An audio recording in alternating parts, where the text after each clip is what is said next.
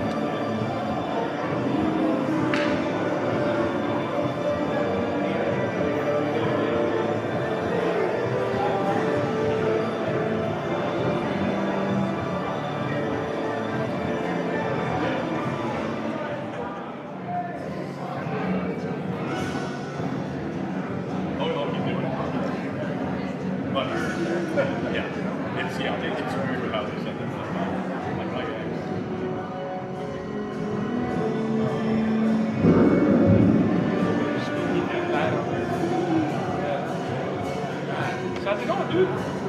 All right. Excellent. This is your stuff, right? The freaking traffic was just horrendous. I took the 134. I got my werewolf babe right on the other side of you over there, too. Oh, cool. Yeah. You got it.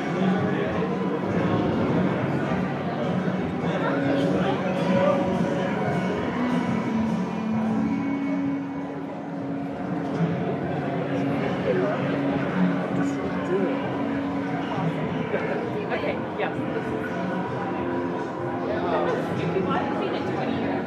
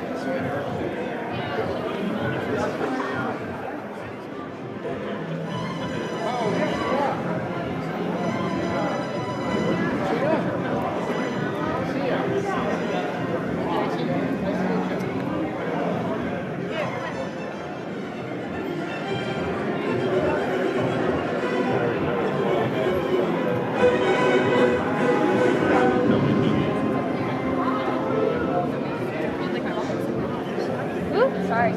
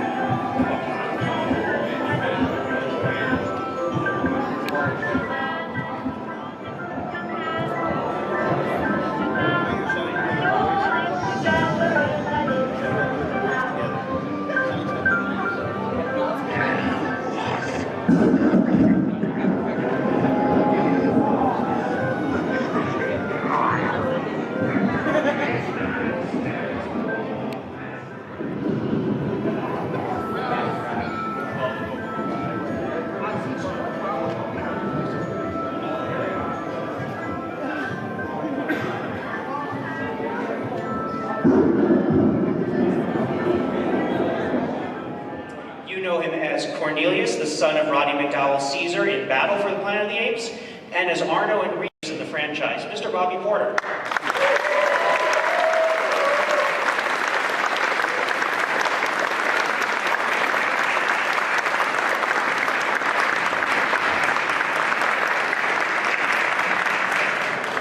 Our next guest is one of the original chimpanzees from 1968's Planet of the Apes. He is on the beach with Charlton Heston, Roddy McDowell, Kim Hunter, Linda Harrison, Maurice Evans in that iconic final scene.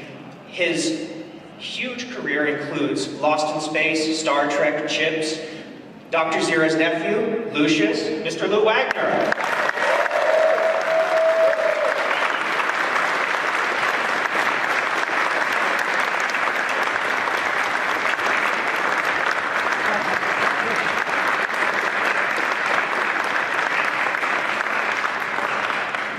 And finally, it is my great honor to introduce a true Hollywood legend to the stage. Alongside John Chambers, he is responsible for creating the look of the simians in the Planet of the Apes franchise. He worked with John Chambers, he was his friend and business partner. He worked with him in the CIA on missions including Argo. His credits include Cat People, Invasion of the Body Snatchers, Scrooged, Academy Award nominee, Emmy Award winning. He changed the face of television with his work on Nip Tuck, Mr. Tom Berman.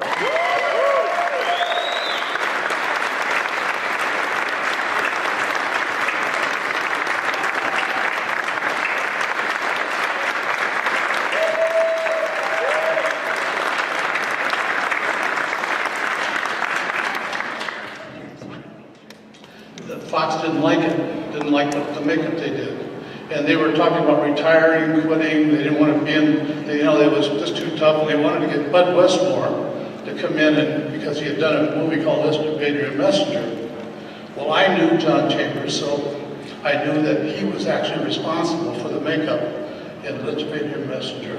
And so, being an apprentice, I'm not supposed to be listening, but I couldn't help it. So I had a Tourette's moment, and I said, Bud Westmore didn't do it.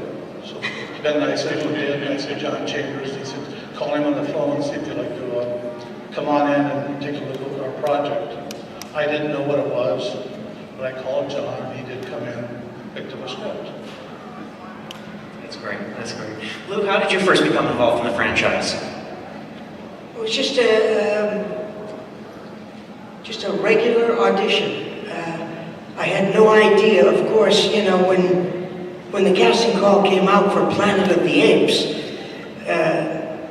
nobody thought that was an A movie title. You know, it sounded like a B movie.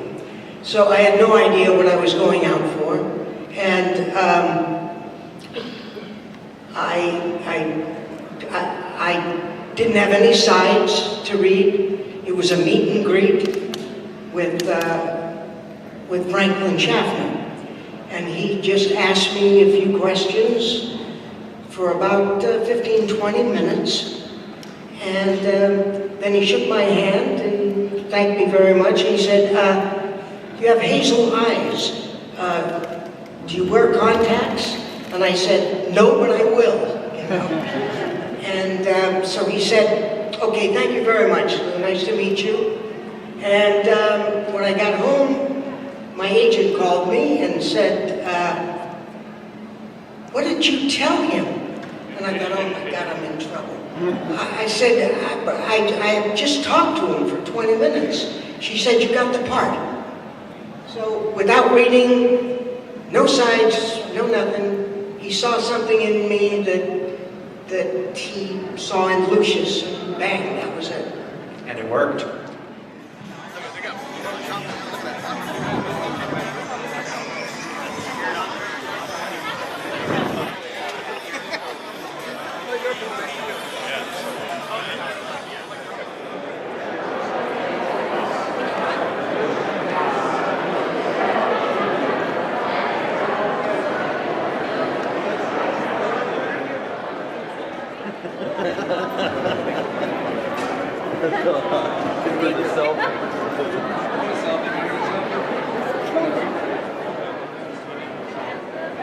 Yeah, that's why I just don't go up to mine.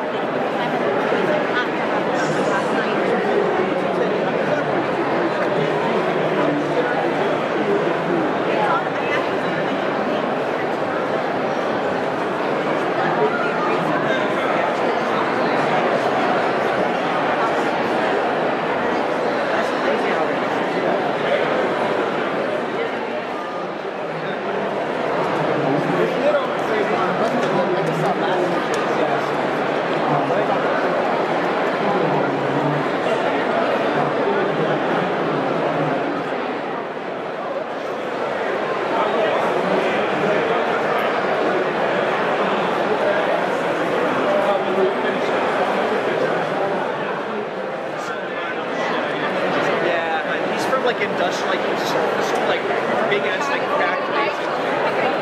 Here, hear me out. Like naked lady.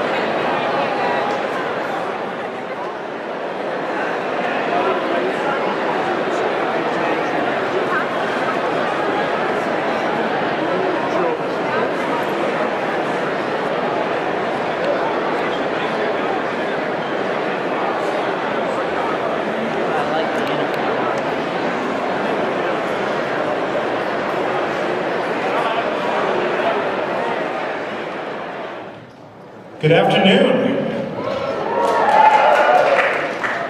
I'm John Murdy. Good afternoon, I'm Chris Williams. And I'm severely jet lagged. I've been in Ireland for the last 2 weeks, so I woke up at 4 in the morning thinking that was normal. So I'm going to try to do this without screwing up. And I'm severely exhausted as well, working late nights, designing. Yeah, I should probably mention what we're going to do today is we're going to do a little bit of retrospective on 3 mazes in particular that Chris and I picked from last year to kind of give you guys the inside, behind-the-scenes scoop. At the end of the presentation today, we're going to ask a trivia question, as is tradition here at Monsterpalooza. And one lucky fan will win front of line.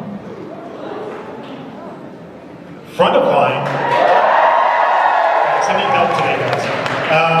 Tickets to Halloween Horror Nights, and on top of that, an exclusive behind-the-scenes tour of one of our mazes with Christopher and myself, if we can both be gathered in the same place at the same time.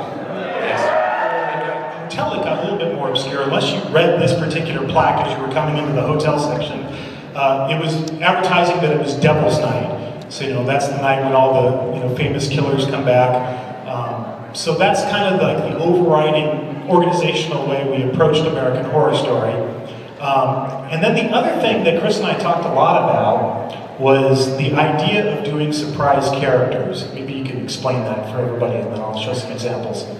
Well, within the title sequences, at the beginning of American Horror Story, John and I, we'd watch some of the episodes together, and as we would watch them, we watch them mostly, we sit in his office and watch TV, basically. Which is always hard to explain to the people outside of our office, because they're hearing, when I explain to my family, like, what'd you do today? Well, you just watch TV. No, we're taking notes and we're trying to get as much detail and flow as we can. But look, at the beginning of each and every episode, they have this little sequence, and they have really neat and scary characters within the sequence of American Horror Story. So we latched on to those characters and felt, wow, that would be a great ender, even though it's at the beginning of each episode. We felt it would be a good end cap of each of our seasons that we would have, and so we would have that character at the end. So here's an example. There you go. This is the opening title sequence of Freak Show. You see that freaky monkey, and it's clapping the cymbals. And Chris and I both really like this character. He never shows up in the show at all. It's just in the opening titles. But we wanted to have an evil monkey character in the maze. So this is actually, maybe you could explain, Chris, what we're looking at as far as the character illustration. This is just the costume character. What we try to do is try to show, you guys are seeing a really, truly behind-the-scenes image here, actually. Because he has no pants. True. And we want to shorten him. And what this doesn't show is at the waistline there was a pony wall that he was behind that separated you from him. And also showed, how kind of short he was in a sense. So that's what this is really kind of showing. All right, hopefully you enjoyed that slice of Monsterpalooza, got a feel for what it all was. It was a packed weekend. I was here all 3 days, all but really a couple hours of the con, and it was packed. It was nice having more time. It's one of those shows that you can definitely come and just do one day, but by having more time to go through the booths, because every booth has so much detail, and very similar to something like Designer Con, because there's so many unique booths, you're not seeing the same thing from place to place. Every booth really deserves some good attention. It's not a place to just kind of fly by because they all have, towers of Funko Pops or something like that. I mean, this is a lot of people's blood, sweat, and tears and soul that goes into their artwork. So it is really cool celebration of art and all sorts of fun things there. The museum is always a highlight to me, being able to go in there and see the works on display with that Haunted Mansion setup, The Conjuring, the Aliens versus Predator, Frankenstein, all of that really, Frankenstein's monster, I should say, all of that really, really cool to see set up in there as always. Some of the panels were really fun. A highlight for me for sure was the Making Apes panel, seeing some of the classic actors there and people behind the makeup for the original Planet of the Apes. We're at almost the 50th anniversary here, so really was excited to check that out. Got an autographed poster from the the crew celebrating the documentary that's going to come out in 2018. So we talk more about that on the podcast, and I'll plug that at the end. But a lot of fun there. Definitely still some issues in terms of operations. I mean, they've already outgrown the Pasadena Convention Center, which is unfortunate. As we're recording this wrap up, it's about 2 hours to the end of the show on Sunday, and there's still people in line buying tickets. So there's a huge demand. Everybody behind Monsterpalooza is really proud of what they put together here that's built such a fan following. This is the 9th year. Next year's the 10th anniversary show coming back in April of 2018. And so the fact that they can pack the Pasadena Convention Center is an awesome problem to have, but that said, it'd be nice to see them move up to a little bit bigger convention center, maybe something like Long Beach or something along those lines. So that said, we'll definitely be back in 2018 to celebrate again all that art of making monsters, because it's such a fun time. It's a really great show, and it's awesome that it's in April, which gives us that really good kind of haunt horror fix before we get into the full-on haunt build season and all that. So love that. With that being said, we go into a lot more depth. Always the podcast, when we do these under the cons and everything, is just kind of a slice of things, as I've said. So you can head over to the podcast. We have much more depth in terms of talking about our various stories there, including the Making Apes panel and all of that. So head over to iTunes or Stitcher, find us at Parks and Cons. So with that, wrapping up from Monsterpalooza 2017, until next time, we'll see you in line somewhere.